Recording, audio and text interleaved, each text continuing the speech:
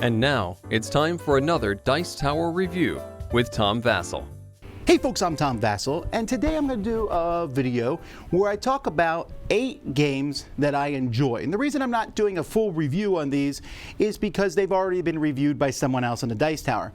But I've been able to play many of them over the past few months, and so I wanted to give my thoughts on these games, just because some of them are bigger games than not. And also to counteract my 8 negative review video that's going up today also. Okay, so first of all, we'll start with Slide Quest. This one I give a 7 out of 10. Slide Quest is a game in which there are multiple people, and it's kind of like, if you remember as a kid, that marble thing where you run the marble through the maze and try not to make it go into holes.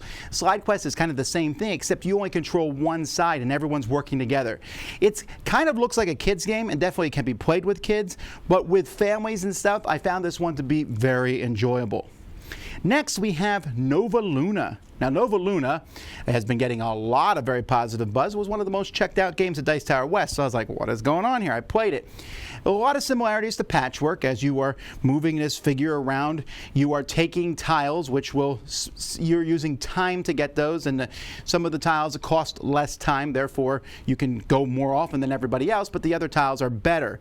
And then as you place them down, basically based on connections, you put discs out. First person to put out all their discs is the winner. I played it several times here. It scales very well. The components I wish were a little bit better. The little discs I found to be, they bounce all over the place. I'd rather they have used cubes or something. And it's just, it just doesn't look, everyone was raving how nice it looks. I thought it looked okay. But as an abstract, nice style game, it is pretty good, and it's really fun. And a couple of my kids have reached a point where they're able to play these more logical games, and my one daughter just kept saying, this is so logical, it's amazing, it's fun. And I really had a lot of fun showing her the different strategies and putting a tile down so that 3 different tiles would activate at the same time. So a fun game. Then we have Everdell. Everdell has been getting tons of buzz, obviously. About time I got it played, right? Everdell is a engine building game where you have these cute little animals and you are buying cards that you will then, different people and different buildings, and you activate them, and sometimes they activate each other again. It's a worker placement game, and I kind of wish it starts off a little slower than I would prefer, and there's a few quests in the game, not quests, but goals to achieve that only work if specific cards come out, which I thought was a little odd. But other than that, I love the artwork, I love the look, the components are great, and it's fun. It feels like a light terraforming Mars, almost, in some ways. It's a lighter family style game. I heard the expansions make it better, but I haven't played with them yet. Atlantis Rising, one of Z's favorite games. This is a cooperative game, the reprinting of the first one. The first one I thought was, it was okay. The second one, the new one, is really good. Now, I'm not as in love with it as Z is, but still, I would give this one a 7.5 out of 10, just like I would give that to Everdell. Nova Luna was a 7, by the way.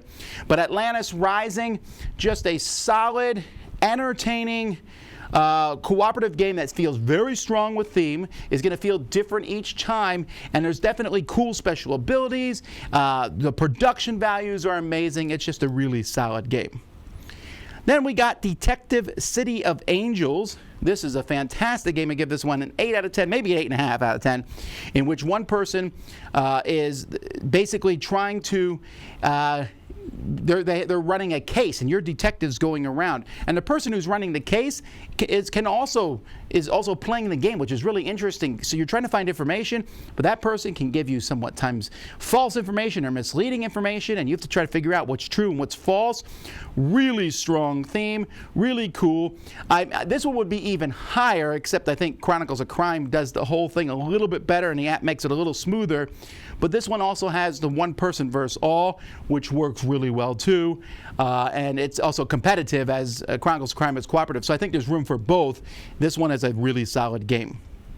Then we have Silver and Gold, one of my favorite roll and writes. Actually, it's flip and write, where you flip cards and you're just filling in little islands, putting X's on these islands, trying to finish them and make them worth points. I really find it entertaining. It's a pretty solid game. It's fast. It has the erasable marker boards with it already that come with it. Tons of fun. 8.5. Then we have Hadara. I was really surprised about this one. I know everyone told me to play this, and I just never got around to it. I finally have played it now, and literally the game is some sort of civilization game. Not at all. You're just drafting cards of sorts. You get 2 cards. You pick one. You discard the other.